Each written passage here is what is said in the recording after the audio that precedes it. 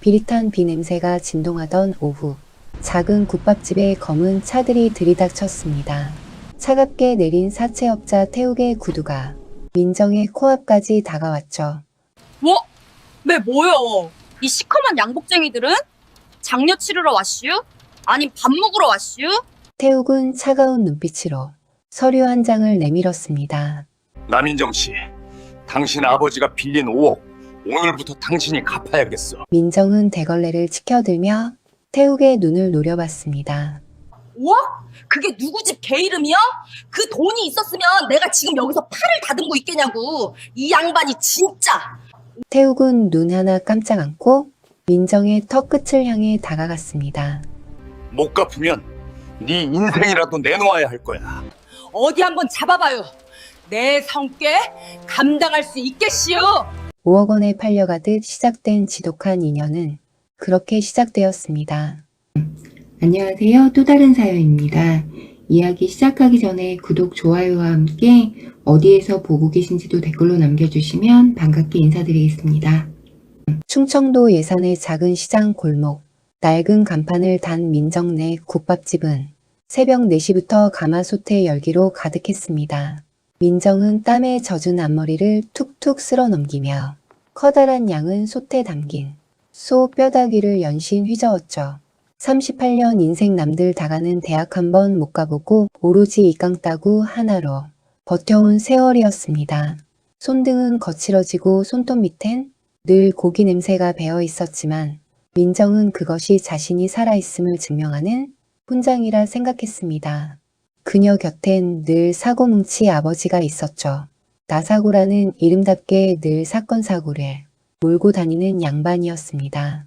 도박판을 전전하며 민정이 번 돈을 야금야금 까먹어도 민정은 아버지를 미워할 수 없었습니다.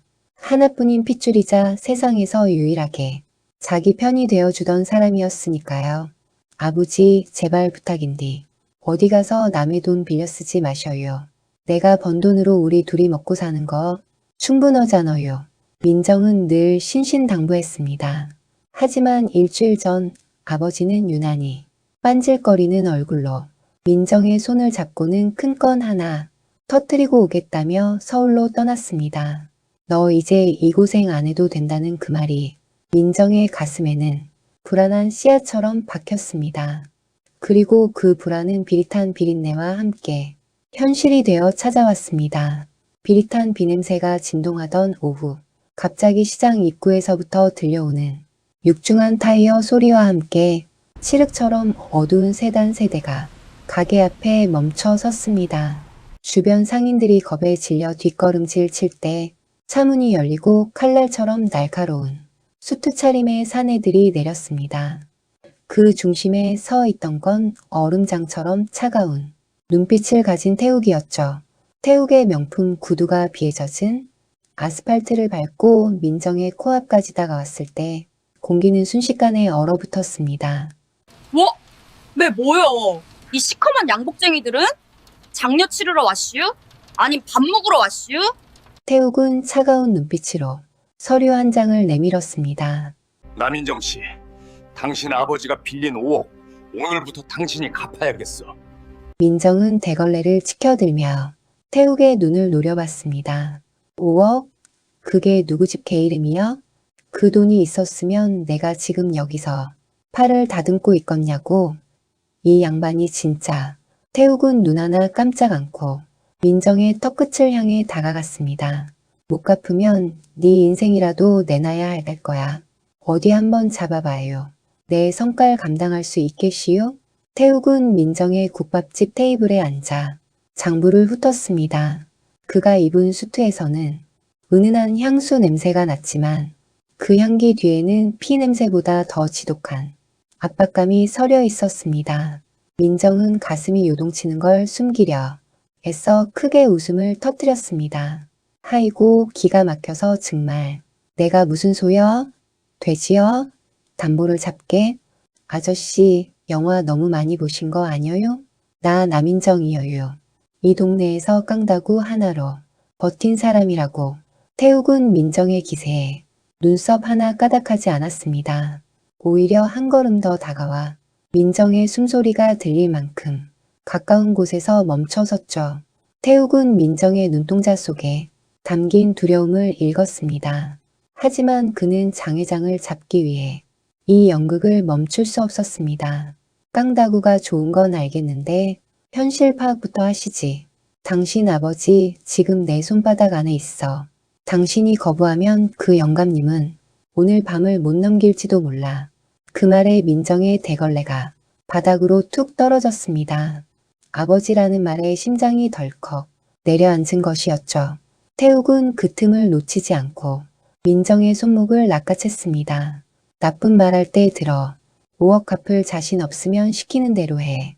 그게 당신 아버지를 살리는 유일한 길이니까.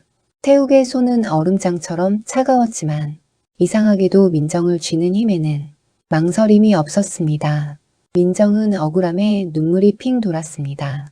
아버지가 원망스럽고 눈앞에 이 남자가 죽도록 미웠습니다.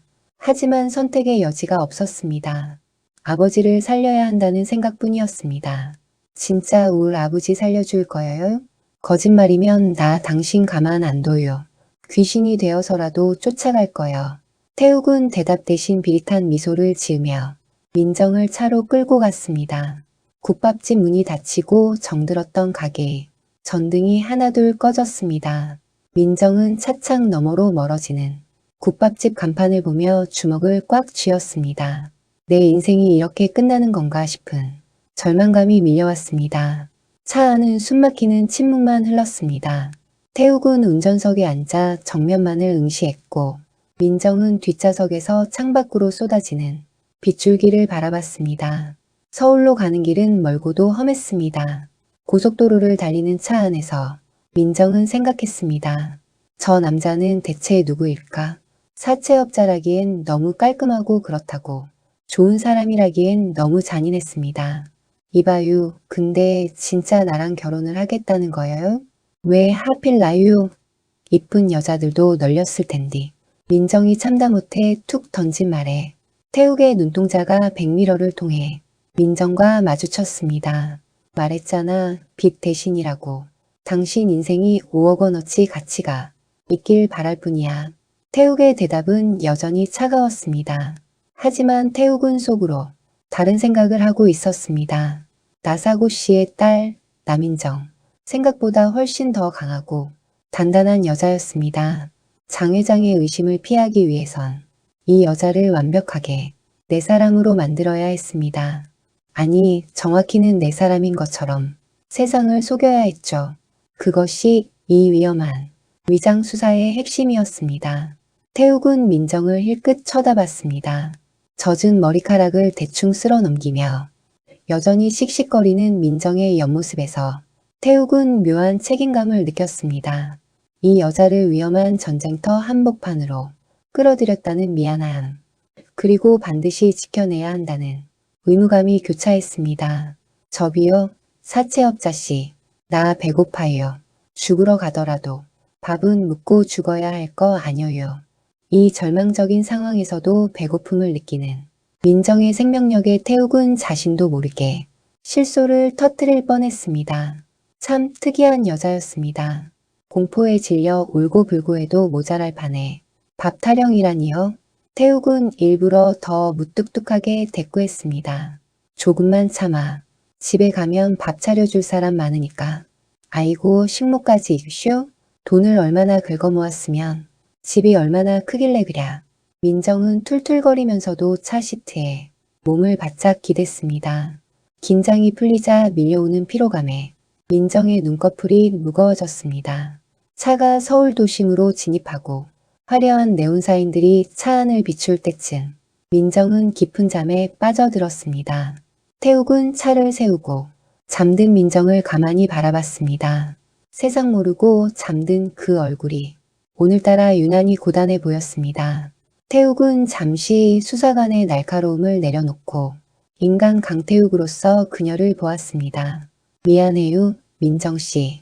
나 실은 나쁜 놈 아니에요. 태욱의 입에서 충청도 사투리가 살짝 섞여 나왔습니다. 위장을 위해 철저히 가려왔던 그의 진심이 아무도 듣지 않는 어둠 속에서 잠시 고개를 내민 것이었습니다. 하지만 이내 태욱은 표정을 다시 굳히고 차를 출발시켰습니다. 이제부터는 진짜 연극이 시작되는 곳, 장 회장의 감시가 닿는 본거지로 들어가야 했기 때문입니다. 차는 거대한 저택 앞에 멈춰 섰습니다. 문이 열리고 양복을 입은 사내들이 허리를 숙여 인사했습니다. 태욱은 잠든 민정을 안아들고 차에서 내렸습니다. 빗물에 젖은 민정의 몸이 가냘프게 떨렸습니다. 어서 오십시오, 형님. 부하들의 외침에 민정이 쏘스라치게 놀라며 눈을 떴습니다. 낯선 천장과 수많은 남정네들의 시선에 민정은 다시 한번 정신이 번쩍 들었습니다. 웜에 이게 다 뭐예요? 나 어디로 데려온 거예요? 민정이 태욱의 품에서 버둥거리며 내려왔습니다.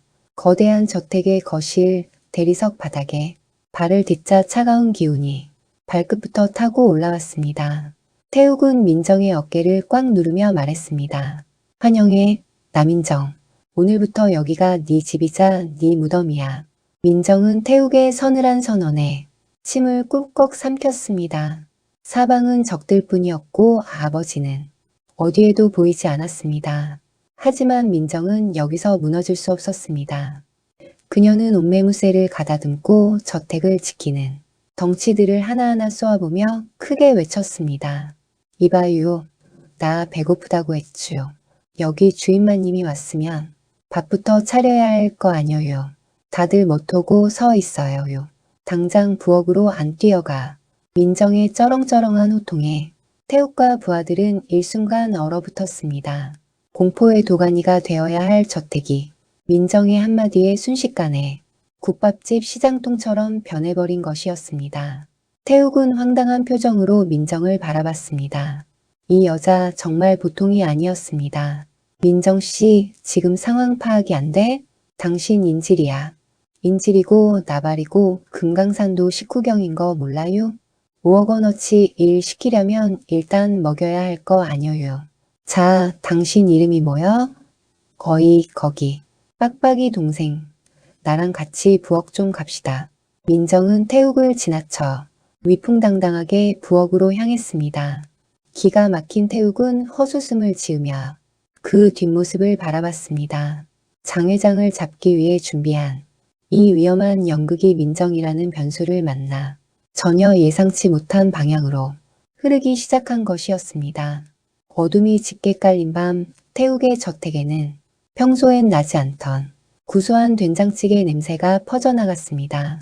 민정은 어느새 앞치마를 둘러맸고 무시무시한 사채업자 부하들에게 양파를 까고 마늘을 다듬 게 시키고 있었습니다. 덩치 큰 사내들이 민정의 기세에 눌려 쩔쩔매며 야채를 다듬는 모습은 그야말로 장관이었습니다. 태욱은 서재 창가에 서서 그 광경을 내려다보며 생각했습니다. 과연 이 여자가 장 회장이 칼날로부터 안전할 수 있을까?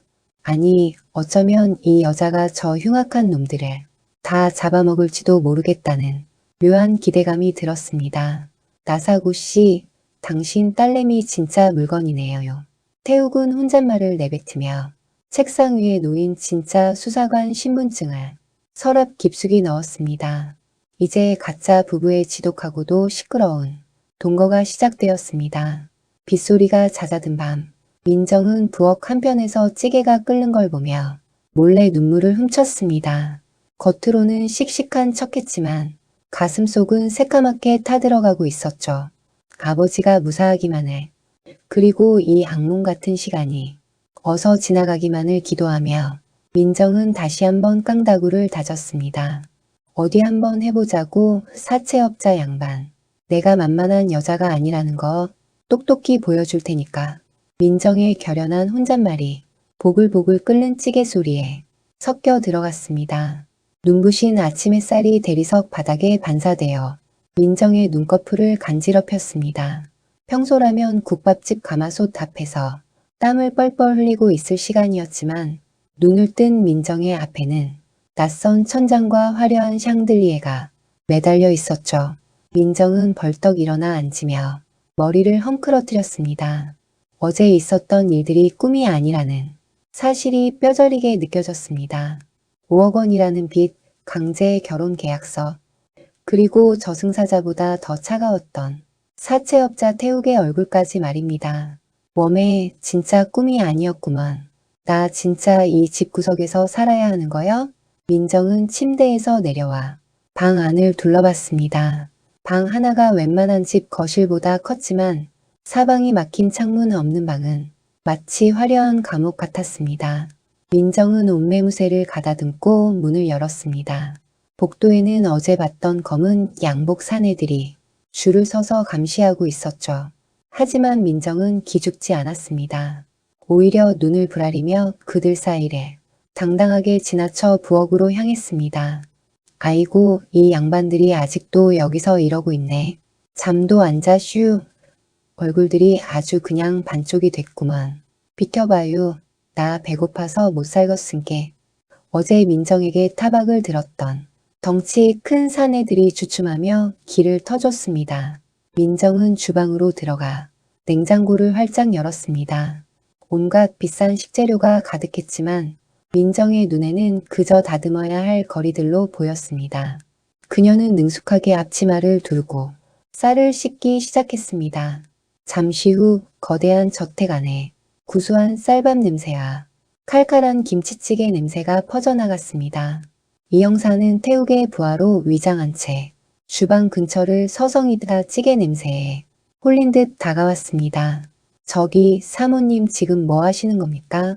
형님께서 사모님은 아무것도 하지 말고 가만히 있으라고 하셨는데 민정은 이 형사의 머리통을 향해 주걱을 휘두르는 신용을 했습니다. 사모님은 무슨 얼어 죽을 사모님이여. 남인정이라고 불러요. 그리고 사람이 밥을 묵어야 살 거 아니어요. 당신들도 어제 굶었죠? 앉아요. 내가 한 냄비 끓였은게. 이 형사는 당황하면서도 입에 침이 고였습니다. 그때 위층에서 태욱이 셔츠 단추를 채우며 천천히 내려왔습니다. 그의 눈빛은 여전히 날카로웠지만 집안에 가득한 찌개 냄새에 눈썹이 살짝 움찔했습니다. 태욱은 식탁 앞에 앉아 팔짱을 낀 채 민정을 쏘아봤습니다. 내가 분명히 말했을 텐데 여긴 식당이 아니라고. 당신은 내 빚을 갚기 위해 온 인질이야. 민정은 태욱의 앞에 찌개가 가득 담긴 대접을 탕 하고 내려놓았습니다. 인질은 밥 안 묵어요? 밥심이 있어야 도망을 가든 복수를 하든 할 거 아니어요. 자, 사채업자 양반도 한 수저 들어보셔요. 우울 아버지 살려준다고 했은게 이 밥은 고마움의 표시가 아니라 순전히 내가 살려고 차린 거니까 오해는 하지 말고요. 태욱은 어이없는 표정으로 숟가락을 들었습니다. 한 입 떠먹은 태욱의 눈이 순간적으로 커졌습니다. 늘 차가운 도시 음식만 먹어온 그에게 민정의 투박하지만 깊은 맛이 나는 된장찌개는 심장을 쿡 찌르는 온기였습니다. 태욱은 아무 말 없이 밥을 비워냈습니다. 그 모습을 지켜보던 민정은 속으로 쾌재를 불렀습니다. 아무리 나쁜 놈이어도 밥맛엔 장사업치라고 생각하면서 말입니다. 식사를 마친 태욱은 민정을 서재로 불렀습니다. 책상 위에는 다시 결혼 계약서와 몇 장의 서류가 놓여 있었습니다. 오늘부터 당신이 지켜야 할 규칙이야. 첫째, 내 허락 없이는 이 집 밖으로 한 발짝도 나가지 않는다. 둘째, 장 회장 쪽 사람들이 오면 무조건 내 옆에서 다정한 아내 연기를 한다. 셋째, 내 신분이나 정체에 대해 어떤 의문도 갖지 않는다. 민정은 서류를 훑어보더니 코방귀를 뀌었습니다. 다 좋은데 그럼 나는 여기서 하루 종일 뭐 하란 말이여요? 벽지 문이나 세고 있으라는 겨? 나 그렇게는 못 살아요. 집안일이라도 하게 해줘요.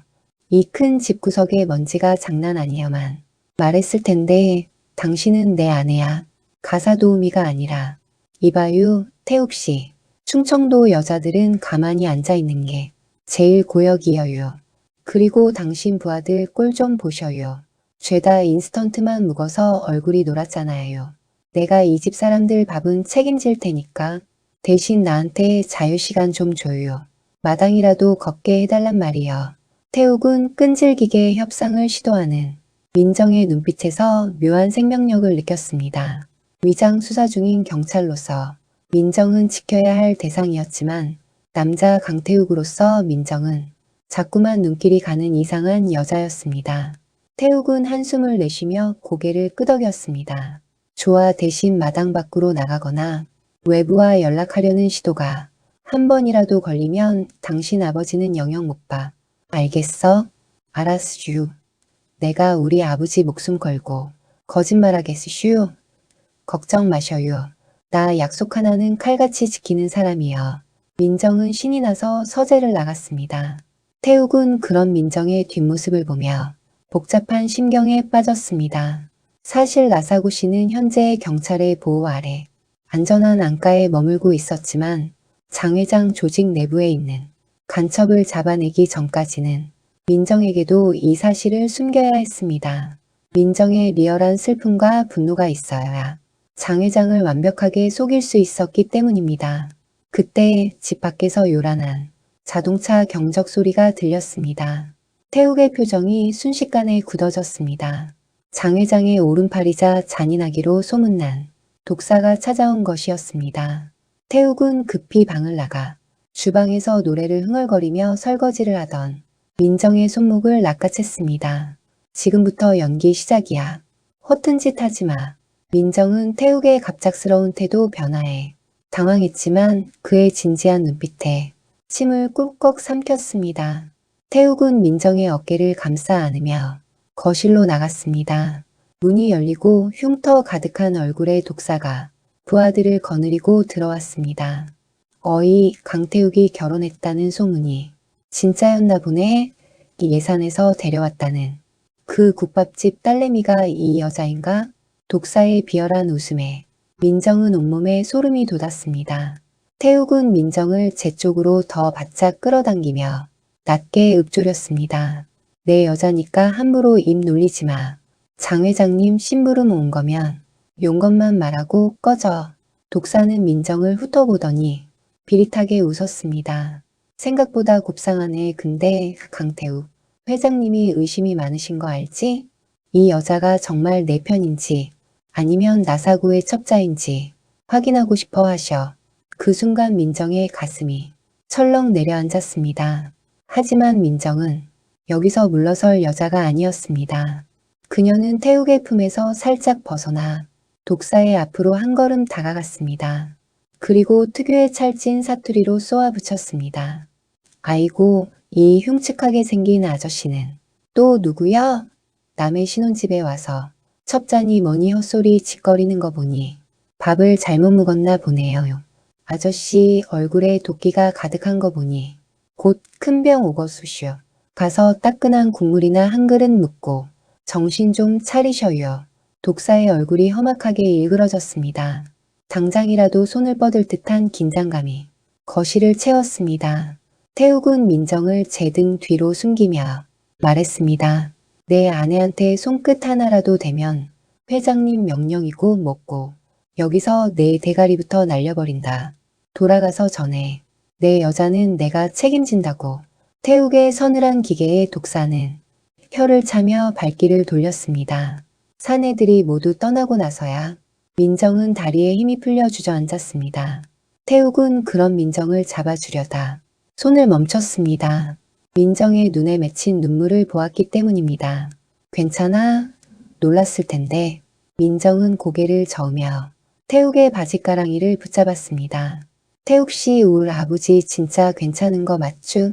저런 무서운 놈들이 우리 아버지 괴롭히는 거 아니죠?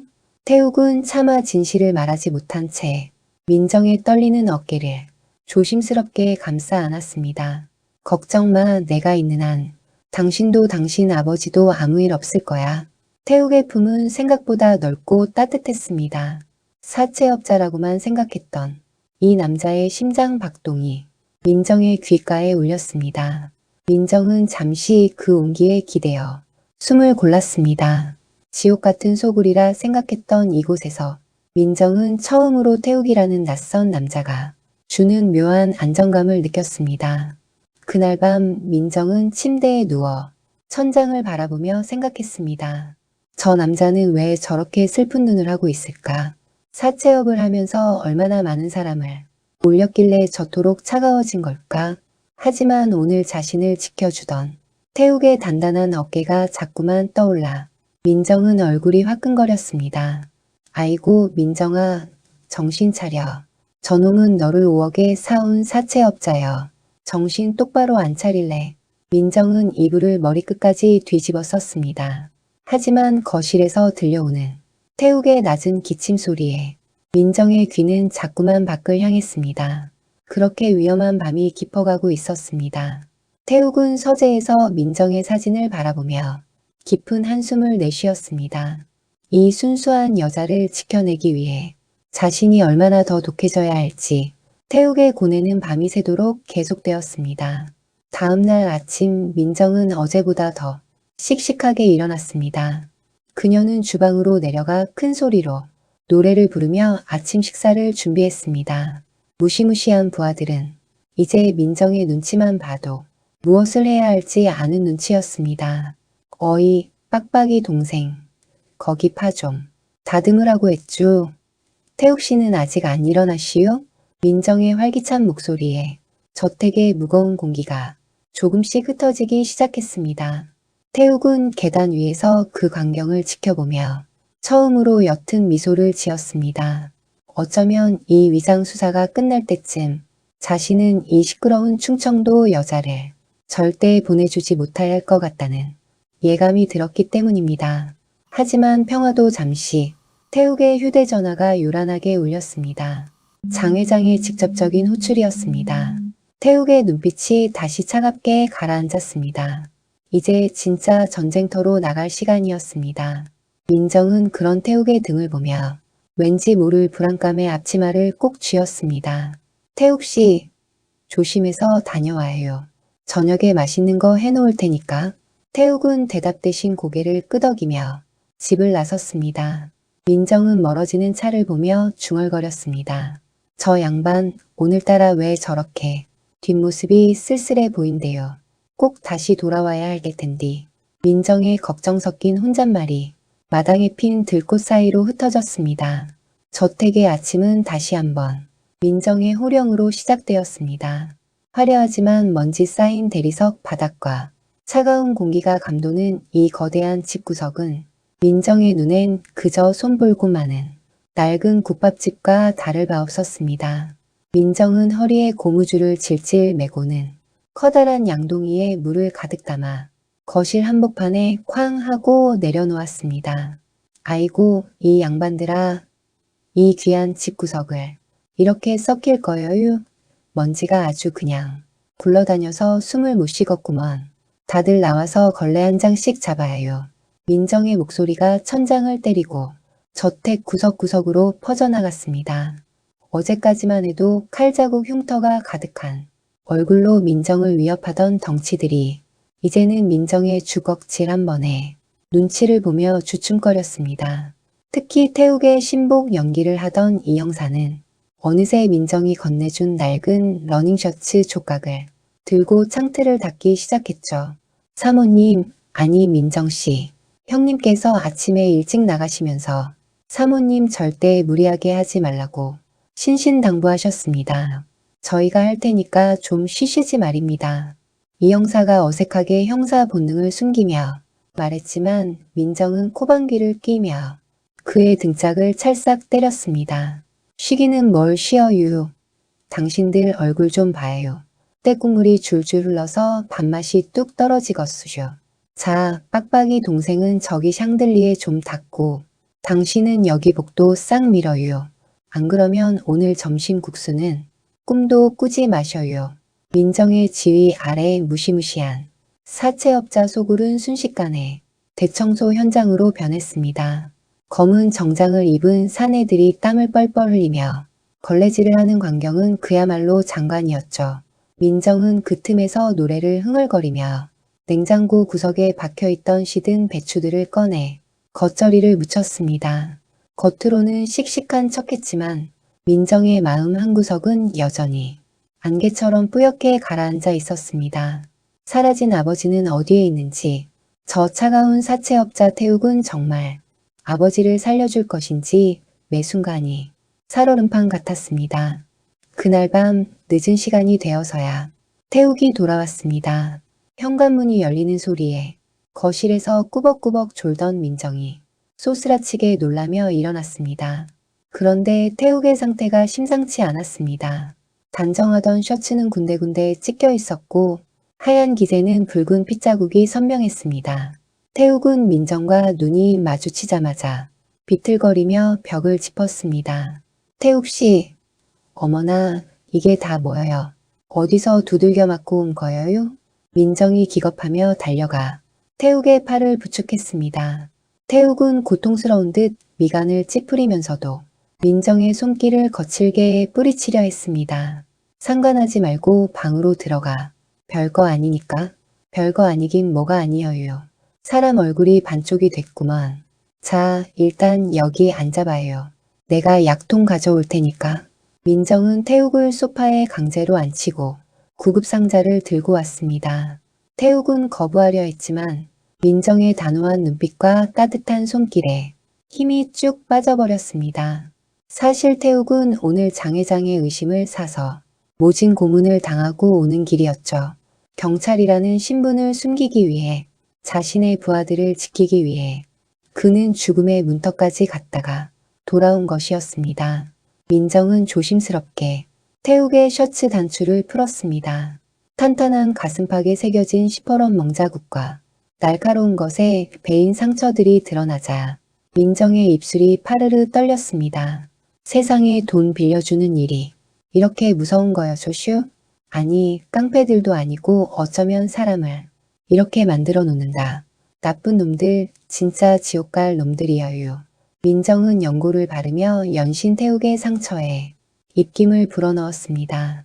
태욱은 차가운 약기운보다 민정의 따뜻한 입김이 상처를 더 깊게 파고드는 것 같았습니다.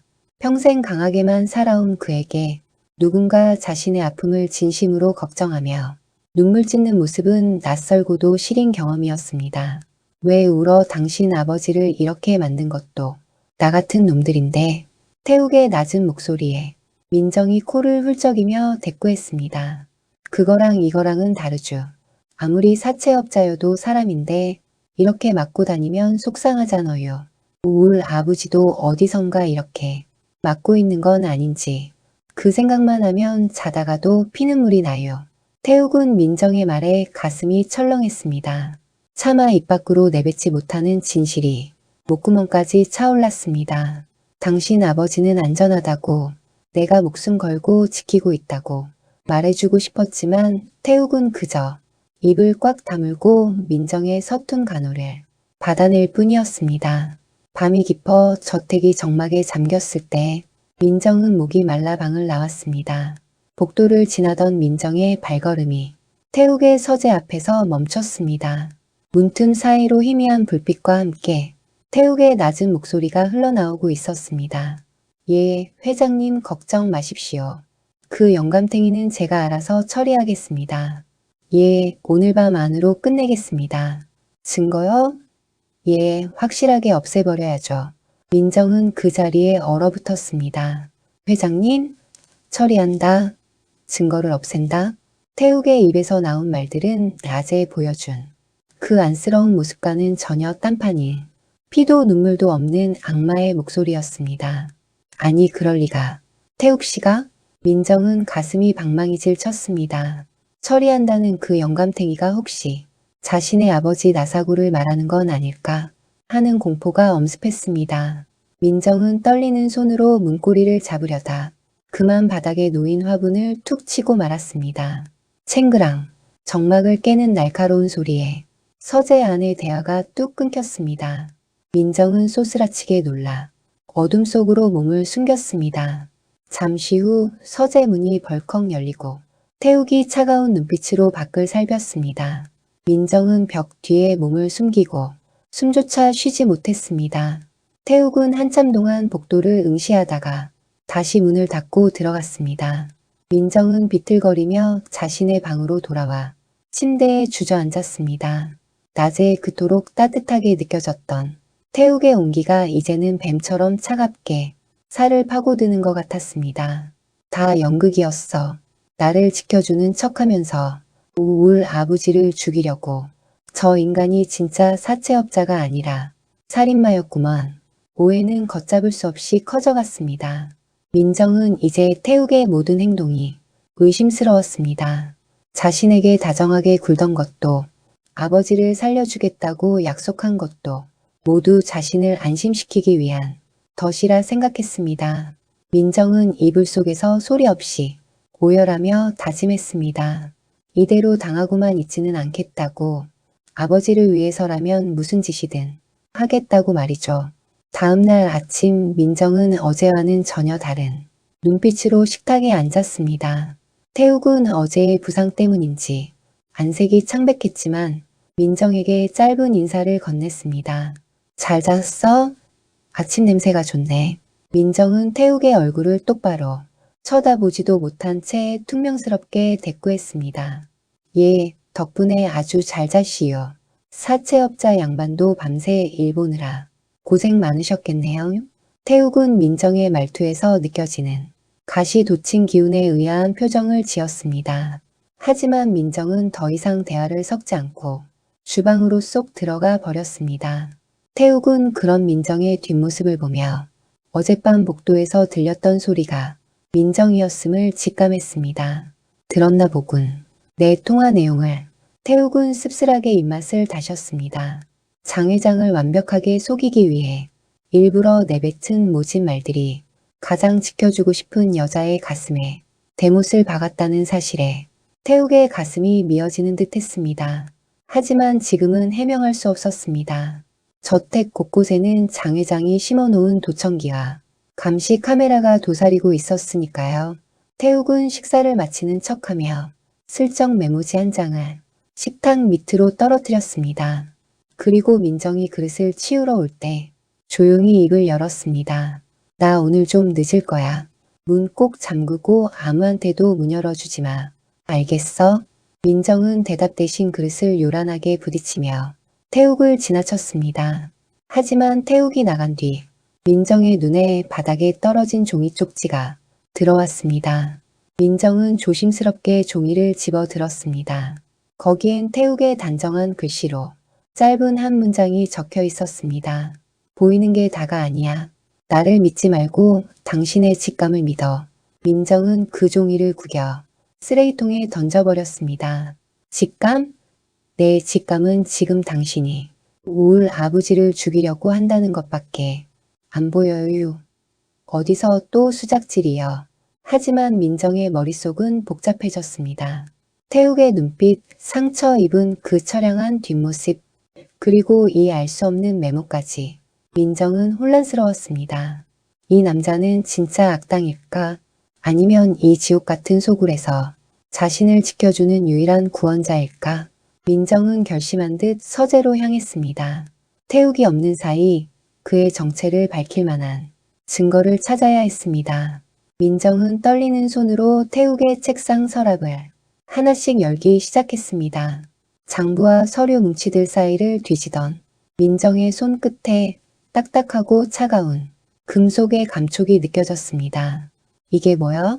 민정은 서랍 깊숙한 곳에서 검은 가죽 홀스터에 담긴 권총 한 자루를 발견했습니다. 사채업자가 총까지 가지고 있다니 민정의 공포는 확신으로 변했습니다. 민정은 권총을 집어들었습니다. 묵직한 무게감이 손목을 타고 전해졌습니다. 이걸로 우울 아버지를 쏘려고 했던 거요? 당신이 그러고도 살아며? 민정은 총을 품속에 숨겼습니다. 만약 태욱이 정말로 아버지를 해치려 한다면 자신도 가만히 있지 않겠다는 처절한 각오였습니다. 그 시각 경찰청 지하 밀실에서 태욱은 이 형사와 비밀리에 접선하고 있었습니다. 형님, 민정씨가 어젯밤 통화를 들은 것 같습니다. 안색이 너무 안 좋으시던데 사실대로 말해야 하는 거 아닙니까? 이 형사의 걱정 섞인 물음에 태욱은 담배를 깊게 빨아들였습니다. 연기 사이로 태욱의 고독한 눈빛이 일렁였습니다. 아직은 안 돼. 장 회장이 민정을 지켜보고 있어. 민정이 진심으로 나를 증오해야 장 회장이 나를 믿어. 그래야 나사고 씨를 빼낼 수 있는 기회가 생겨. 하지만 형님, 민정 씨가 정말로 형님을 쏠지도 모릅니다. 아까 보니까 형님 서재를 들어가는 것 같던데. 태욱은 옅은 미소를 지었습니다. 쏘라고 해 그 여자 손에 죽는다면 차라리 마음은 편하겠지. 태욱의 목소리엔 서글픈 진심이 담겨 있었습니다. 비오는 오후 저택으로 돌아오는 태욱의 차창 밖으로 민정이 우산을 쓰고 대문 앞에 서 있는 모습이 보였습니다. 태욱은 차를 세우고 민정에게 다가갔습니다. 민정의 품속에는 태욱의 권총이 숨겨져 있었고 그녀의 눈엔 비장한 결의가 서려 있었습니다. 왜 나와 있어 비오는데? 태욱의 다정한 목소리에 민정은 차갑게 쏘아붙였습니다. 기다려시오. 당신이 오늘 밤에 누굴 죽이러 가는지 내 눈으로 똑똑히 보려고. 두 사람 사이에는 빗소리보다 더 날카로운 긴장감이 흘렀습니다. 태욱은 민정의 눈 속에 담긴 깊은 슬픔을 보았습니다. 그리고 그는 조용히 민정의 젖은 어깨를 끌어당겨 우산을 씌워주었습니다. 가자, 추워 찌개 끓여놨다며. 그거 먹고 얘기해. 태욱의 이 태연한 태도에 민정은 더욱 혼란스러웠습니다. 찌개 냄새가 진동하는 저택 안. 두 사람의 위험한 동거는 이제 서로의 심장에 칼끝을 겨눈 채 절정으로 치닫고 있었습니다. 민정은 품 안에 총을 꽉 쥐었습니다. 오늘 밤 이 지독한 인연의 진실이 밝혀질 것인가, 아니면 또 다른 비극이 시작될 것인가.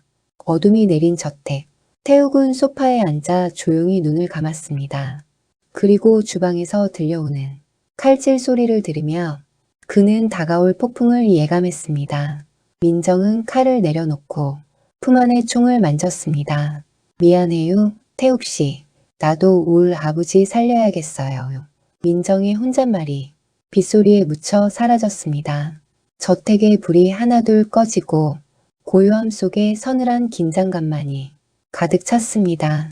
이제 오해와 진실 사이에서 두 사람의 운명적인 밤이 시작되려 하고 있었습니다. 밤새 민정의 머릿속은 지옥과 천국을 수만 번도 더 오갔습니다. 품속에 숨긴 차가운 권총의 무게가 마치 커다란 바위 덩어리처럼 가슴을 눌렀죠. 아침 안개가 저택 마당을 자욱하게 덮을 때쯤 민정은 충혈된 눈으로 거울을 보았습니다. 충청도 예산에서 깡다구 하나로 버텨온 38년 인생이건만 지금처럼 손끝이 떨려본 적은 없었습니다. 그래요, 남인정. 여기서 정신 놓으면 울 아버지는 진짜 개죽음이에요. 저 인간이 살인마면 나도 독종이 되어야지 어쩌겠으쇼. 민정은 비장하게 머리를 묶고 방을 나섰습니다. 거실에서는 태욱이 단정한 수트 차림으로 신문을 보고 있었습니다. 지난밤 모진 고문을 당하고 온 사람이라곤 믿기지 않을 만큼 그의 옆 얼굴은 조각처럼 차갑고 매끄러웠죠. 민정은 태욱의 뒤통수를 노려보며 속으로 수천 번 수만 번 총을 쏘는 상상을 했습니다. 하지만 태욱이 고개를 돌려 민정과 눈이 마주치자 민정은 언제 그랬냐는 듯 특유의 능청스러운 사투리를 내뱉었습니다. 어이구, 사채업자 양반 밤새 잠은 잘 주무셨시요? 얼굴이 아주 뺀질뺀질하니 살기 좋은가 봐요. 태욱은 민정의 서늘한 기운을 느꼈지만 짐짓 모르는 척하며 커피를 한 모금 들이켰습니다. 사실 태욱은 민정이 서재의 서랍을 뒤졌다는 사실을 이미 알고 있었습니다. 권총이 사라진 것도 민정이 자신을 죽일 듯 노려보고 있다는 것도 다 알고 있었죠. 하지만 그는 모른 척해야 했습니다. 그것이 민정을 지키는 유일한 방법이었으니까요. 당신 안색이 더 안 좋아 보이는데 나 걱정돼서 잠이라도 설친 거야? 태욱의 능글맞은 대꾸에 민정은 콧방귀를 뀌었습니다. 하이고 꿈도 야무지셔요. 내가 당신 걱정을 왜 허나요? 울 아버지 걱정에 눈이 안 감겨서 그런 거니까 오해하지 마셔요. 자, 밥이나 묵읍시다. 인질이 굶어 죽으면 5억은 누가 갚는데요? 민정은 주방으로 들어가 요란하게 냄비를 휘둘렀습니다. 주방에는 이미 태욱의 부하로 위장한 이 형사가 멍하니 서 있었습니다.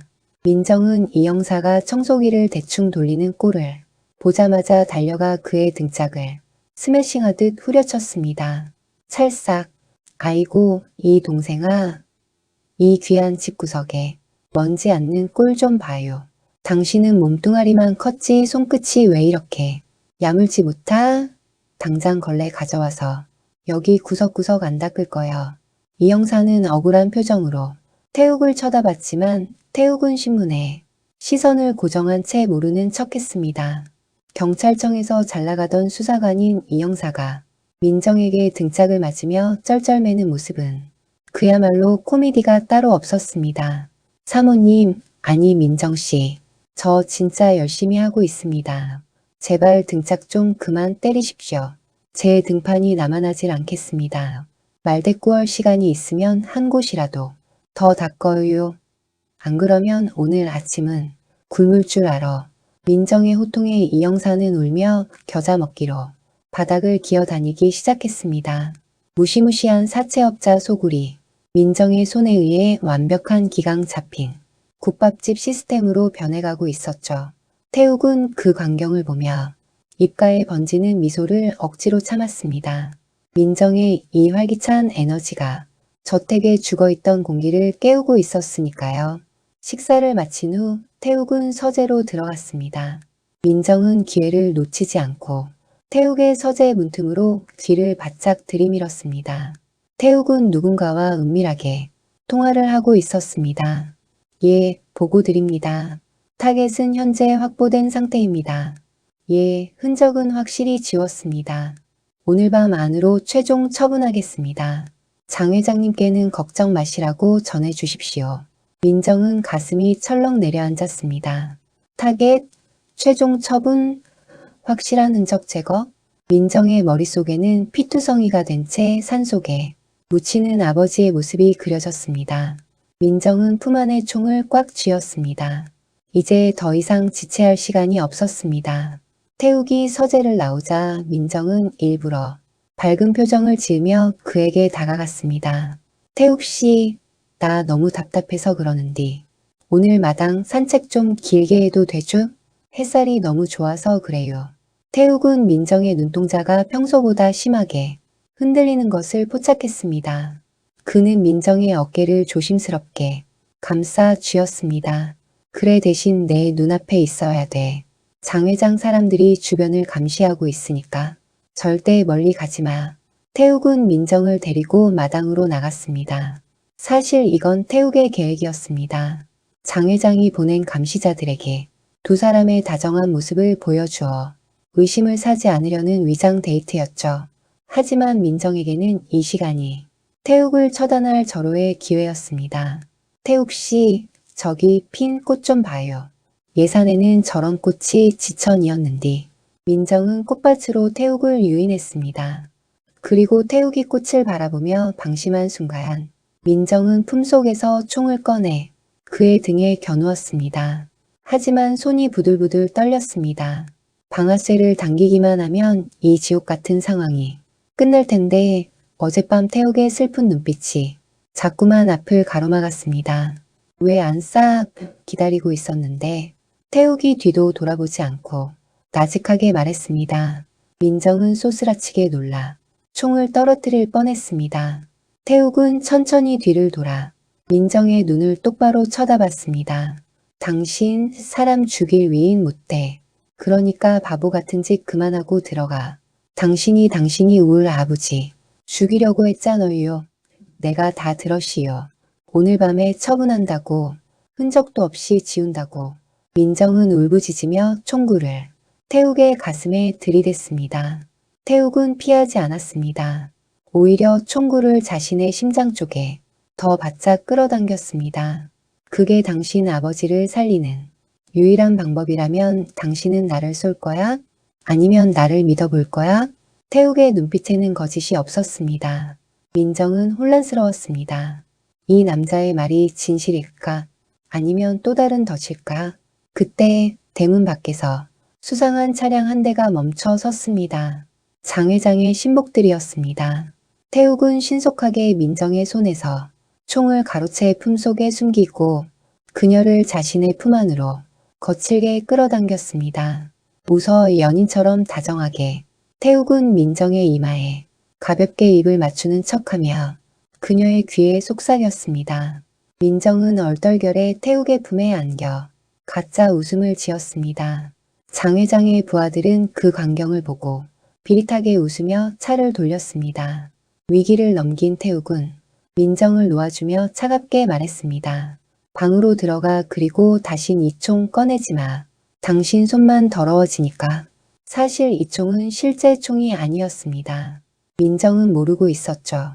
민정은 멍하니 태욱의 뒷모습을 바라봤습니다. 태욱은 서재로 돌아가 다시 차가운 사채업자의 가면을 썼습니다.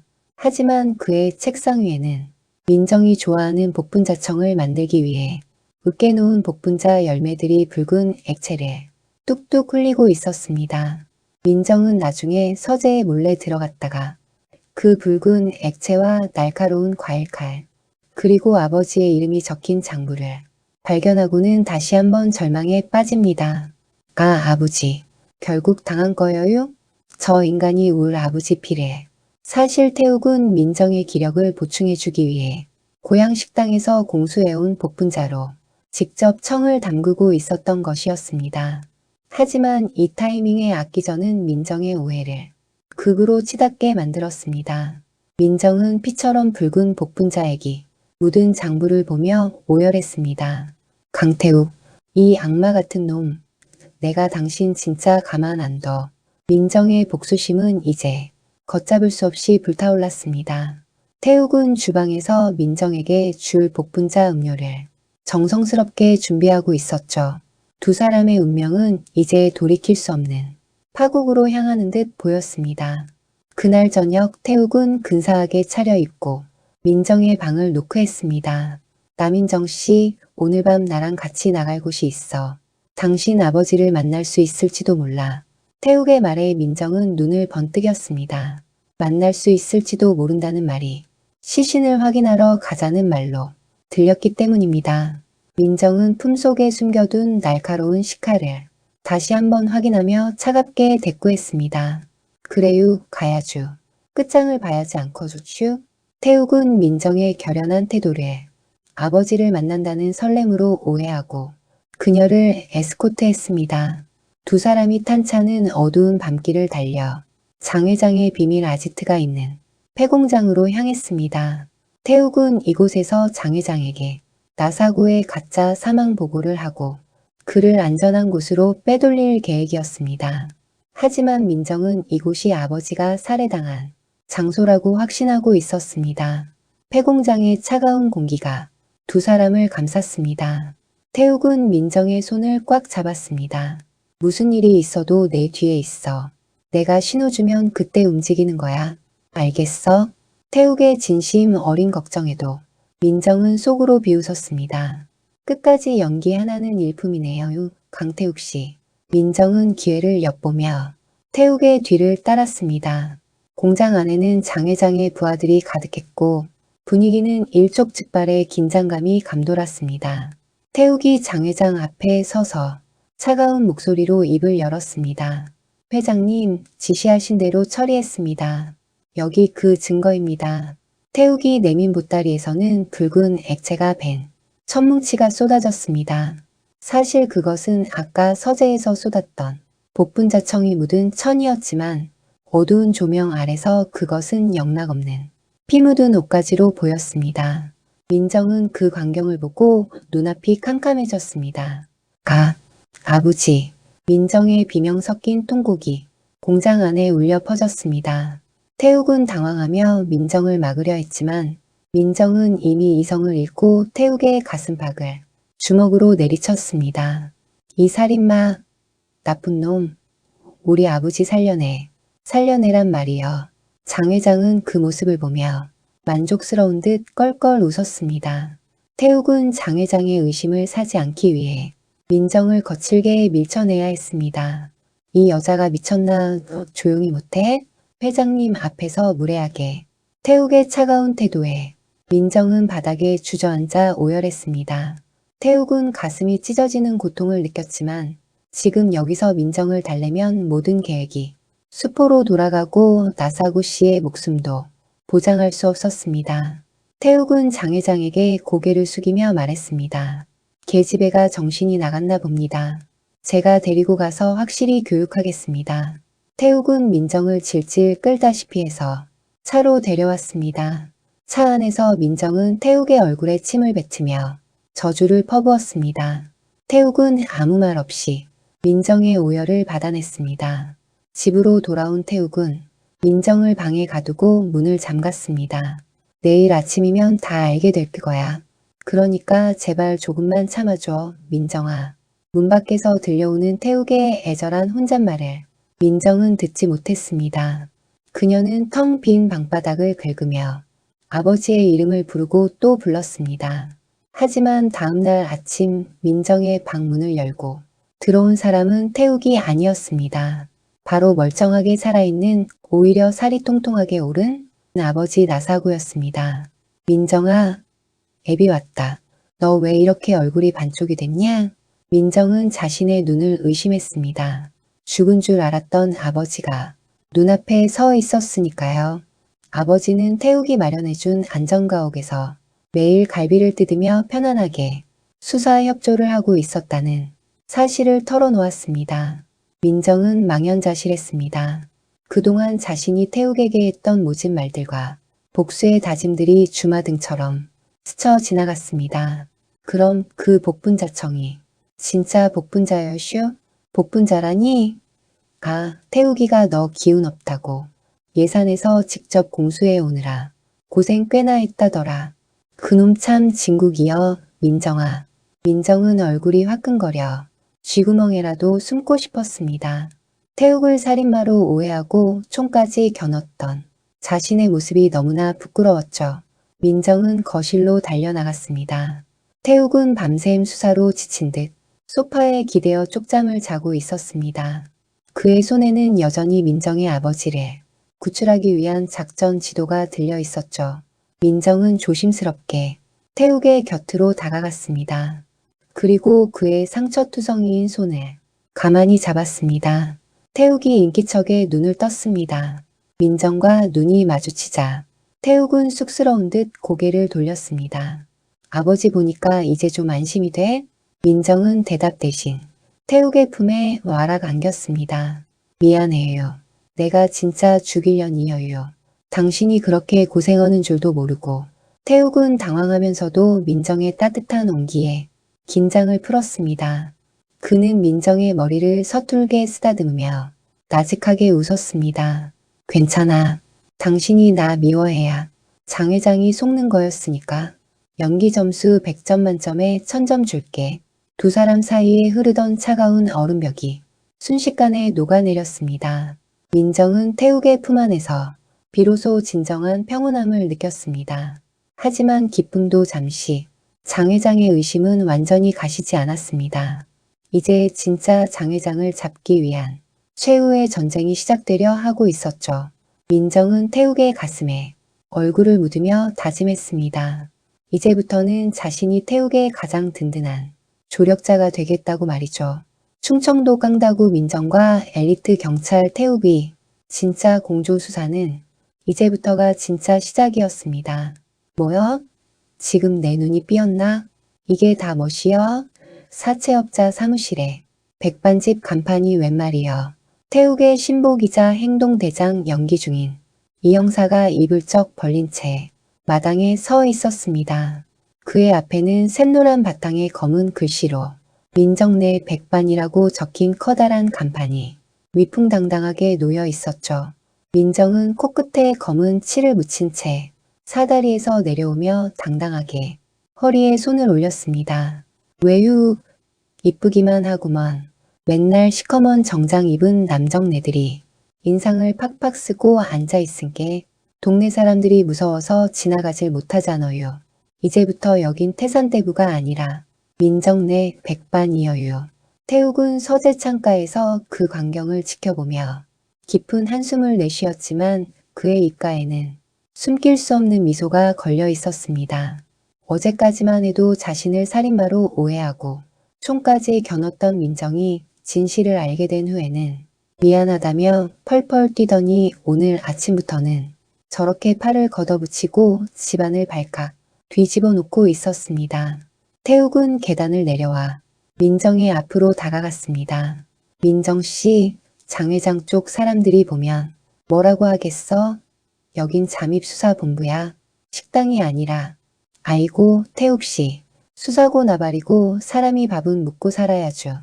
그리고 장 회장 그 잡것들이 오면 내가 우리 남편이 이제 손 씻고 새 사람 됐으쇼. 하고 뻥치면 되는 거 아니요? 나 믿어봐요. 내 연기가 보통이 아니라고. 어제 당신이 그랬잖아요. 민정은 태욱의 넥타이를 반듯하게 고쳐 매주며 눈을 찡긋했습니다. 태욱은 민정의 손길이 닿는 곳마다 불길이 일어나는 듯 가슴이 뜨거워졌습니다. 차갑고 이성적인 수사관 강태욱의 심장이 이 대책 없는 충청도 여자의 손길 한 번에 무장해제되고 있었습니다. 좋아. 대신 외부 사람들 너무 많이 들이지는 마. 위험할 수 있으니까. 태욱의 허락이 떨어지기 무섭게 민정은 부하들을 불러 모았습니다. 검은 수트 차림에 문신이 가득한 장정들이 민정 앞에 줄을 섰죠. 자, 다들 들으셔요. 이제부터 당신들은 행동대장이 아니라 서빙대장이에요. 빡빡이 동생은 주방 보조, 이영사님은 홀 서빙은 알걸슈. 손님 오면 인상 쓰지 말고 무조건 이빨 보이며 웃어야 혀. 안 그러면 오늘 저녁 고기 반찬은 꿈도 꾸지 마셔요. 험상궂은 사내들이 예, 사모님, 하고 우렁차게 대답하며 앞치마를 둘렀습니다. 그 모습이 어찌나 우스꽝스러운지 태욱은 고개를 돌려 웃음을 참아야 했습니다. 그렇게 태산대부는 하루아침에 소문난 백반집으로 탈바꿈했습니다. 점심시간이 되자 민정의 손맛을 알리는 구수한 청국장 냄새가 동네 골목까지 퍼져나갔습니다. 가장 먼저 문을 열고 들어온 사람은 동네 정보통이자 수다쟁이로 유명한 박 여사였습니다. 어머나, 이게 다 뭐람? 여기 무시무시한 건달들 사는 집 아니었어? 웬 백반집이야? 박 여사의 등장에 주방에서 마늘을 다듬던 경찰 부하들이 일순간 얼어붙었습니다. 수사 기밀이 탄로 날까봐 긴장한 것이었죠. 하지만 민정은 특유의 넉살로 박 여사의 손을 덥석 잡았습니다. 아이고 언니, 어서 오셔요. 우리 남편이 이제 나쁜 짓 다 때려치우고 나랑 같이 장사 시작했으쇼. 여기 앉으셔요. 내가 특별히 고등어 한 마리 더 구워줄게요. 민정의 능청스러운 대처에 박 여사는 경계심을 풀고 자리에 앉았습니다. 민정은 태욱을 향해 눈짓을 보냈습니다. 태욱은 어색하게 앞치마를 두르고 박 여사에게 물을 가져다 주었습니다. 어머, 새댁, 남편이 아주 인물이 훤하네. 저런 잘생긴 남자가 사채업을 했다니 믿기지가 않아. 역시 여자를 잘 만나야 해. 그치? 박 여사의 칭찬에 태욱은 얼굴이 화끈거렸습니다. 민정은 태욱의 어깨를 툭 치며 거들었습니다. 그쭈, 우리 남편이 마음은 참 비단결인디 어쩌다 보니 길을 잘못 들었었으쇼. 이제는 나만 믿고 착하게 살기로 약속했으니까 언니가 동네에 소문 좀 잘 내줘요. 위기는 기회가 되었습니다. 박 여사를 통해 태산대부가 문을 닫고 백반집이 됐다는 소문이 퍼지자 장 회장의 감시망도 느슨해지기 시작했습니다. 장 회장은 강태욱이가 계집애한테 빠져서 칼 대신 주걱을 들었다더군이라며 비웃으며 경계를 늦춘 것이었죠. 태욱은 이 틈을 타 장 회장의 비자금 장부를 가로챌 구체적인 계획을 세웠습니다. 작전 회의가 끝난 늦은 밤 태욱과 민정은 저택 뒷마당 평상에 마주 앉았습니다. 시원한 밤바람이 불어오고 민정이 낮에 담근 복분자주가 잔에 담겼습니다. 태욱 씨, 오늘 고생 많았으쇼. 나 때문에 사채업자 체면이 말이 아니게 됐네요. 민정의 사과에 태욱은 잔을 비우며 빙그레 웃었습니다. 아니야. 덕분에 수사가 훨씬 쉬워졌어. 장 회장이 나를 완전히 우습게 보기 시작했거든. 다 민정 씨 덕분이야. 태욱은 민정의 거친 손을 가만히 내려다봤습니다. 국밥집에서부터 지금까지 아버지를 지키기 위해 깡다구 하나로 버텨온 그 손이 오늘따라 유난히 작고 가냘프게 보였습니다. 태욱은 조심스럽게 민정의 손을 잡았습니다. 민정아, 일 다 끝나면 진짜로 나랑 장사해볼래? 당신 옆에서 서빙하는 남편으로. 태욱의 진심 어린 고백에 민정의 심장이 멎는 듯 했습니다. 가짜 결혼으로 시작된 인연이었지만 어느새 태욱은 민정의 인생에서 떼어낼 수 없는 소중한 사람이 되어 있었습니다. 아이고, 태욱씨, 나 같은 촌닭이 당신 같은 엘리트 경찰이랑 어울리기나 하겠으슈? 당신은 훈장 받고 큰 경찰서 가야죠. 당신 없는 훈장이 무슨 소용이야. 난 당신이 해주는 청국장 먹으면서 평생 구박받고 사는 게 꿈이 됐는데 두 사람의 눈빛이 허공에서 얽혔습니다. 붉게 달아오른 민정의 얼굴 위로 태욱의 입술이 천천히 다가왔습니다. 풀벌레 소리가 정막을 채우던 그 순간 두 사람은 가짜 부부의 허물을 벗고 진짜 사랑의 시작을 확인했습니다. 하지만 행복도 잠시 어둠 속에서 누군가 두 사람을 지켜보고 있었습니다. 장 회장의 신복 독사였습니다. 독사는 비릿한 미소를 지으며 휴대전화를 꺼냈습니다. 회장님, 강태욱이 진짜로 사랑 노름에 빠진 것 같습니다. 나사고의 딸년이랑 아주 깨가 쏟아집니다. 독사의 보고를 받은 장 회장은 차가운 명령을 내렸습니다. 그래? 그럼 그 사랑이 얼마나 깊은지 시험해 봐야겠군. 나사고를 미끼로 던져라. 딸내미가 죽을 자리에 아비가 안 나타날 리 없지. 다음 날 아침 평화롭던 민정네 백반에 불길한 그림자가 드리웠습니다. 민정의 아버지 나사구 씨가 머물던 안전가옥이 습격당했다는 비보가 전해진 것이었죠. 태욱은 급히 무장을 챙겼고 민정은 아버지가 다시 위험에 처했다는 소식에 얼굴이 창백해졌습니다. 태욱 씨, 나도 갈 거여요. 울 아버지 내가 직접 구해야겠수쇼. 태욱은 민정의 어깨를 꽉 잡으며 말했습니다. 안 돼, 민정아, 여긴 너무 위험해. 당신은 여기서 이 형사랑 같이 대기해. 내가 반드시 모시고 올게. 싫어요. 나만 빼고 당신들끼리 사지에 들어가는 꼴 못 봐요. 나 깡다구 하나는 당신들보다 낫잖아요. 대걸레든 소뚜껑이든 들고 나도 싸울 거야.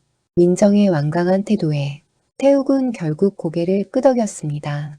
태욱은 민정에게 무전기와 호신용 가스총을 쥐어주며 신신당부했습니다. 절대 내 뒤에서 떨어지지 마. 무슨 일이 있어도 내가 당신 지킨다. 두 사람은 장 회장의 함정인 줄 알면서도 아버지를 구하기 위해 적진으로 향했습니다. 차 안에서 민정은 태욱의 손을 꽉 쥐었습니다. 두려움이 밀려왔지만 옆에 있는 태욱이 있기에 민정은 다시 한번 용기를 냈습니다. 태욱 씨, 우리 꼭 살아서 돌아가야 해요. 가서 아버지랑 같이 뜨끈한 국밥 한 그릇 묵어야지 않고 좋슈? 그래, 약속할게. 우리 셋이 같이 저녁 먹자. 태욱의 단단한 약속이 차 안의 긴장감을 녹였습니다. 이제 진짜 전쟁이 시작되려 하고 있었습니다. 장 회장의 비자금 장부를 빼앗고 아버지를 구출해야 하는 절체절명의 순간 민정의 깡다구와 태욱의 냉철한 수사력이 시너지를 발휘할 시간이 다가오고 있었습니다. 적진인 폐공장에 도착하자 장 회장의 부하들이 사방을 포위하고 있었습니다. 태욱은 능숙하게 전진했고 민정은 그 뒤에서 날카로운 눈빛으로 주변을 살폈습니다. 강태욱, 제 발로 호랑이 굴에 들어왔구나. 장 회장의 비릿한 목소리가 확성기를 타고 공장 안에 울려 퍼졌습니다. 공장 천장에는 나사구 씨가 밧줄에 묶인 채 매달려 있었습니다. 민정은 아버지의 모습에 눈물이 왈칵 쏟아졌지만 태욱이 그녀의 손을 잡으며 진정시켰습니다. 당황하지 마. 계획대로 움직이는 거야. 태욱은 미리 준비한 연막탄을 던졌고 공장은 순식간에 하얀 연기로 뒤덮였습니다. 그 틈을 타 태욱은 부하들과 함께 장 회장의 일당을 제압하기 시작했습니다. 민정은 연기 속에서 아버지에게 다가가려 했지만 독사가 그녀의 앞을 가로막았습니다. 인연이 감히 어딜까. 독사가 칼을 휘두르며 민정을 위협했습니다. 위기의 순간 민정은 낮에 백반집에서 챙겨온 고춧가루 봉투를 독사의 얼굴에 확 뿌려버렸습니다. 이게 충청도 태양초 매운맛이여. 이 잡거사. 눈에 고춧가루가 들어간 독사가 비명을 지르며 나뒹굴었습니다. 민정은 그 틈을 놓치지 않고 바닥에 떨어진 파이프를 집어들어 독사의 머리를 후려쳤습니다. 태욱은 그 광경을 보고 남인정 역시 물건이네 라며 엄지를 치켜 세웠습니다. 전투는 치열해졌고 태욱은 장 회장의 비자금 장부가 들어있는 금고를 발견했습니다. 장 회장은 최후의 발악으로 나사고 씨가 매달린 밧줄을 끊으려 했습니다. 다 같이 죽자. 장 회장이 칼을 내리치려는 순간 태욱의 총성이 공장을 갈랐습니다. 장 회장의 손에서 칼이 떨어졌고 태욱은 몸을 날려 추락하는 나사고 씨를 받아냈습니다. 민정은 달려가 아버지와 태욱을 부둥켜 안고 오열했습니다. 아버지, 태욱 씨, 다들 괜찮아요? 다친 데는 없죠? 나사고 씨는 정신을 차리고 민정의 손을 꼭 잡았습니다. 민정아, 이 애비가 미안하다. 태우가 고맙다, 정말 고마워. 상황은 정리되었고 장 회장은 현장에서 체포되었습니다. 태욱은 피투성이가 된 채로 민정을 바라보며 힘겹게 미소 지었습니다. 약속 지켰지? 우리 셋이 저녁 먹기로 한 거. 민정은 태욱의 품에 얼굴을 묻고 한참을 울었습니다. 국밥집에서 시작된 이 지독한 인연이 목숨을 건 사투를 지나 마침내 진정한 가족의 사랑으로 완성되는 순간이었습니다. 그날 밤 저택으로 돌아온 세 사람은 민정이 차려준 따뜻한 밥상을 마주하고 앉았습니다. 밖에는 시원한 빗줄기가 쏟아졌지만 집안은 세상에서 가장 따뜻한 온기로 가득했습니다. 민정은 태욱의 밥 위에 정성스럽게 고기 반찬을 올려주며 말했습니다. 태욱 씨, 이제 빚 다 갚았으슈. 5억보다 훨씬 비싼 목숨값 갚았으니께 이제 나한테 도망 못 가요. 태욱은 민정의 손을 꼭 잡으며 대답했습니다. 안 가, 평생 당신 옆에서 백반집 서빙하면서 살 거야. 아이고, 이 양반이 진짜 미쳤나 봐요. 그래도 좋아요. 나랑 같이 콩나물이나 다듬으면서 행복하게 삽시다. 세 사람의 웃음소리가 저택 담장을 넘어 동네 골목까지 퍼져나갔습니다. 비릿한 비린내 대신 구수한 밥 냄새가 가득한 그곳에서 가짜 결혼으로 시작된 로맨스는 이제 진짜 행복한 미래를 향해 힘찬 발걸음을 내디뎠습니다. 비가 그친 뒤에 하늘은 유난히도 맑고 푸르렀습니다. 충청도 예산의 낡은 국밥집에서 시작된 지독한 인연이 서울 한복판의 거대한 저택까지 흘러온 지도 어느덧 수개월이 지났죠. 민정은 평소처럼 새벽 일찍 일어나 주방에서 콩나물을 다듬고 있었습니다. 아버지가 무사히 돌아왔고 지옥 같던 빚쟁이들과의 사투도 끝이 났지만 민정의 마음 한구석에는 여전히 풀리지 않은 긴장감이 남아 있었습니다. 바로 곁에서 남편인 척 자신을 지켜준 태욱의 존재 때문이었습니다. 아이고 민정아, 너는 먼 복이 터져서 저런 번듯한 남정네를 만났대요. 근데 저 양반 이제 사채업은 진짜 안 오는 거 맞죠? 가게 문을 열기도 전에 들이닥친 박 여사가 민정의 옆바구니에 앉으며 속삭였습니다. 민정은 쑥스러운 듯 웃으며 고개를 끄덕였습니다. 그럼요, 이제 착하게 살기로 약속했으쇼. 언니, 말도 마셔요. 저 양반이 보기보다 얼마나 법을 잘 지키는지 몰라요. 민정의 말이 끝나기가 무섭게 2층에서 내려오는 묵직한 발소리가 들렸습니다. 평소 입던 검은 수트나 편안한 티셔츠가 아니었습니다. 빳빳하게 다려진 남색 정복, 어깨 위에 빛나는 계급장, 그리고 각 잡힌 모자까지. 태욱은 경찰청 경정의 위험을 온몸으로 뿜어내며 계단을 내려왔습니다. 그 모습을 본 박 여사는 들고 있던 콩나물을 바닥에 떨어뜨렸고 민정은 국자를 든 채 그대로 얼음이 되어버렸습니다. 남인정 씨, 오늘부터 나 경찰로 복귀합니다. 그동안 사채업자 마누라 노릇하느라 고생 많았어요. 태욱이 나직하게 미소 지으며 민정에게 다가왔습니다. 태욱은 민정의 코앞까지 다가와 민정의 멍한 얼굴을 가만히 들여다보았습니다. 어때요? 경찰 제복 입은 내 모습 좀 볼만하죠? 나 이제 사채업자 강태욱이 아니라 대한민국 경찰 강태욱 경정이에요. 민정은 얼굴이 홍당무처럼 붉어졌습니다. 사채업자인 줄 알았을 때도 가슴이 떨렸는데 이렇게 멋진 경찰복을 입고 있으니 숨이 멎을 것 같았죠. 하지만 이내 깡다구 민정답게 눈을 흘기며 대꾸했습니다. 웜에 태욱씨 진짜 경찰 맞네요. 나는 그것도 모르고 당신한테 뚝배기를 휘둘렀으니 나 이제 감옥 가는 거 아니에요? 형사 처벌받는 거 아니냐고요. 민정의 엉뚱한 걱정에 태욱은 소리내어 웃음을 터뜨렸습니다. 뚝배기로 경찰 친 죄는 나랑 평생 살면서 밥해주는 걸로 퉁칩시다. 그게 세상에서 제일 무거운 형벌이니까요. 무기징역이네요. 두 사람의 달콤한 대화도 잠시 저택 마당으로 경찰차들이 속속들이 도착했습니다. 이제는 장 회장 조직의 잔당들을 처리하고 법적인 심판을 내릴 시간이었습니다. 태욱은 민정의 손을 꼭 잡으며 약속했습니다. 오늘 법원에서 장 회장 재판이 있어요. 내가 그 인간 평생 햇빛 못 보게 만들고 올 거니까 민정 씨는 여기서 맛있는 밥 짓고 기다려요. 알겠죠? 민정은 태욱의 단단한 손길에 안심하며 고개를 끄덕였습니다. 태욱은 정복을 차려입고 위풍당당하게 대문을 나섰습니다. 그 뒤를 이 형사와 이제는 경찰로 돌아온 동료들이 뒤따랐습니다. 이제 저택은 더 이상 범죄의 소굴이 아닌 정의를 지키는 전초기지가 되었습니다. 법정 안의 공기는 무겁고 차가웠습니다. 수의를 입은 장 회장은 여전히 오만한 표정으로 앉아 있었습니다.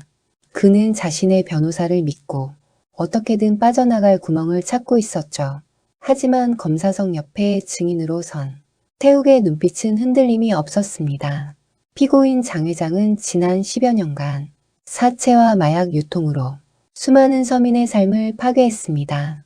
여기 그가 직접 작성한 이중 장부와 피해자들의 진술서가 있습니다.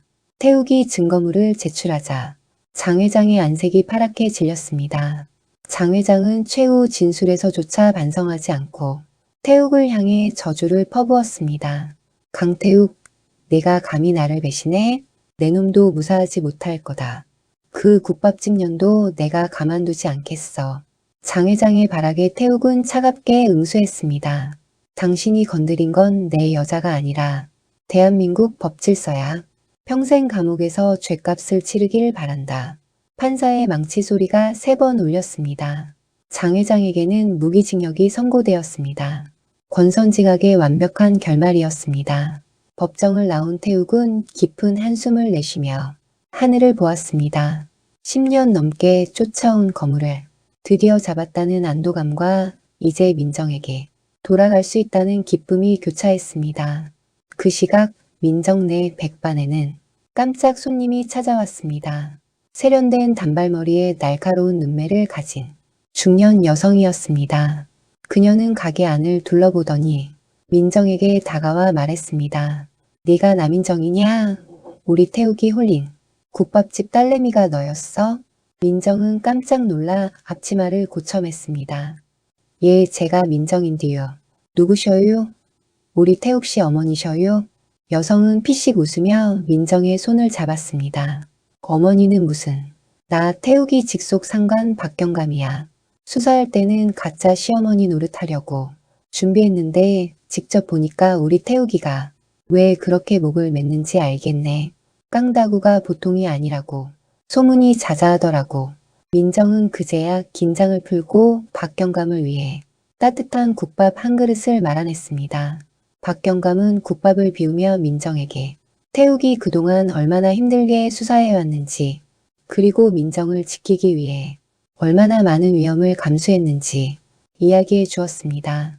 민정은 국밥을 먹는 박경감의 뒷모습을 보며 태욱에 대한 미안함과 고마움에 눈시울이 붉어졌습니다.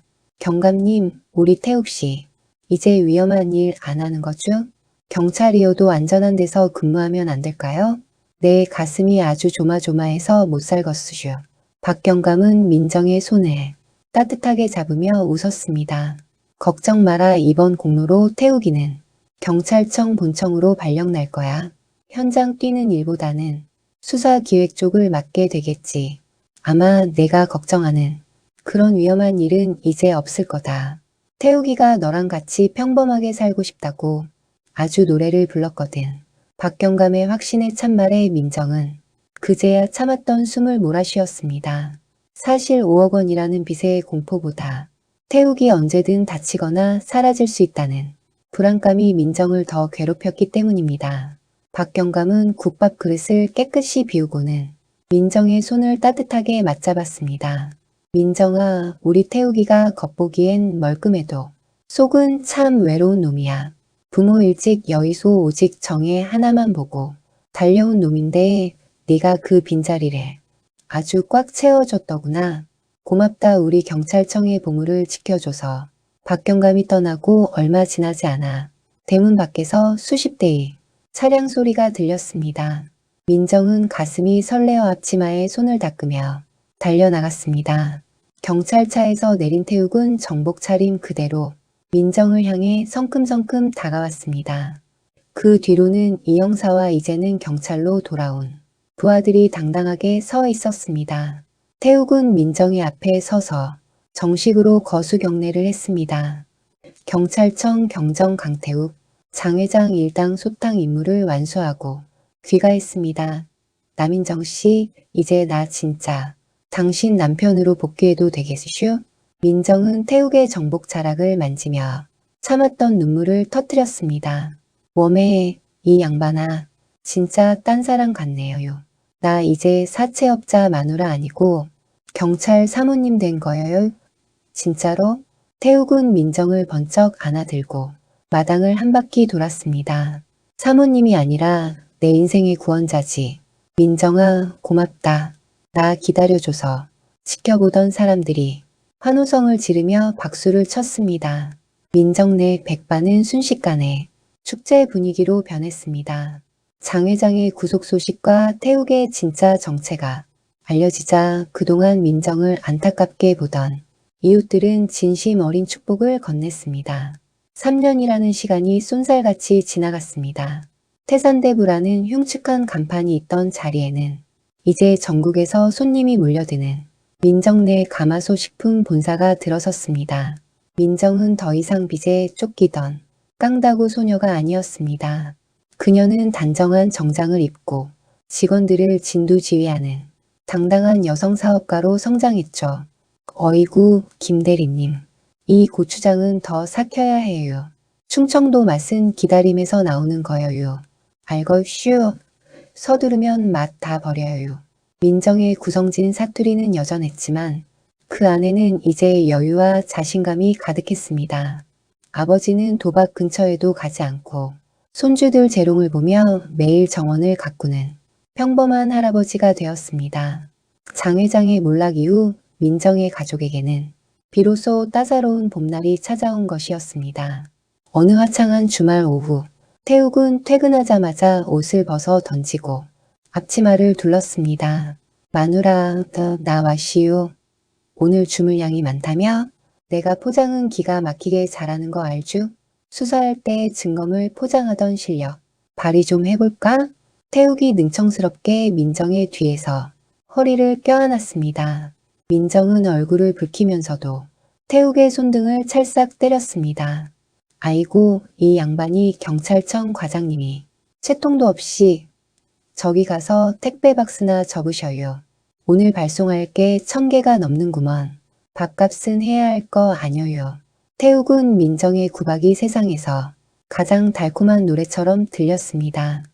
그는 민정의 볼에 가볍게 입을 맞추고는 박스를 접기 시작했습니다. 두 사람은 나란히 앉아 마늘을 까고 포장을 하며 소소한 이야기를 나눴습니다. 민정아, 가끔 생각나. 비 오는 날 그 낡은 국밥집에서 너 처음 만났을 때 말이야. 그때 너 진짜 무서웠는데 기억나? 뚝배기 집게 들고 나한테 덤비던 거. 태욱의 물음에 민정이 풋하고 웃음을 터뜨렸습니다. 말도 마셔요. 나는 저승사자가 온 줄 알았시요. 5억 원 내놓으라고 눈을 부라리는데 내 심장이 콩알만해졌었구먼요. 근데 태욱 씨, 당신 그때 나 보면서 속으로 무슨 생각했시요? 진짜로 잡아갈 생각이었시요? 태욱은 포장하던 손을 멈추고 민정의 눈을 깊게 응시했습니다. 생각보다 훨씬 더 강하고 따뜻한 여자구나. 이 여자라면 내 평생을 맡겨도 좋겠다. 그런 생각했었지. 빚 대신 내 인생을 가져오겠다고 한 거 사실 내 진심이었어. 평생 내 곁에 두겠다는 욕심이었으니까. 태욱의 진심 어린 고백에 민정은 잡고 있던 마늘을 내려놓고 그의 어깨에 머리를 기대었습니다. 고마워요, 태욱 씨. 사채업자로 위장해줘서 덕분에 울 아버지도 살리고 내 인생에 당신 같은 보물도 얻었네요. 이제 우리 빚은 다 갚은 거죠? 태욱은 민정의 손을 꼭 쥐며 나직하게 대답했습니다. 아니, 아직 멀었어. 당신이 나한테 준 사랑은 5억이 아니라 500억으로도 못 갚아. 그러니까 평생 내 옆에서 이자 갚으면서 살아요. 나도 당신한테 사랑이자 꼬박꼬박 낼 테니까. 두 사람의 웃음소리가 마당 가득 퍼져나갔습니다. 가짜 차용증으로 시작된 지독한 인연은 이제 세상에서 가장 단단하고 따뜻한 사랑의 결실로 맺어졌습니다. 민정은 창밖의 푸른 하늘을 보며 중얼거렸습니다. 여러분이라면 어떠셨을까요? 5억 원 빚쟁이 남편이 사실은 날 지켜주는 천사였다면 저처럼 평생 붙잡고 살지 않았을까요? 찢어진 가짜 계약서는 이제 추억이 한 페이지가 되었고 그 자리에는 행복이라는 이름의 진짜 가족 서약서가 채워졌습니다. 인생의 거친 파도를 함께 넘은 민정과 태욱, 그들은 이제 압니다. 진정한 빚은 돈이 아니라 마음으로 갚는 것이며 그 이자는 사랑으로 쌓인다는 것을 말입니다. 저물어가는 노을 아래 두 사람의 뒷모습은 그 어느 때보다 빛나고 있었습니다. 저도 남편과 계속 싸우고 지지고 볶으며 살고 있는데 점점 믿음과 정이 쌓이고 있다는 게 느껴지더라고요. 행복이 거창한 것 같아도 사실 소소한 행복이 쌓여서 큰 행복이 되고 하는 것 같아요. 오늘도 가족들과 따뜻한 이야기 나누시면서 행복한 하루의 추억을 남기셨으면 좋겠습니다. 긴 이야기 끝까지 시청해 주셔서 감사합니다. 구독하고 함께 이야기해 주세요. 우리 세대의 사연은 우리가 남깁니다. 또 다른 사연은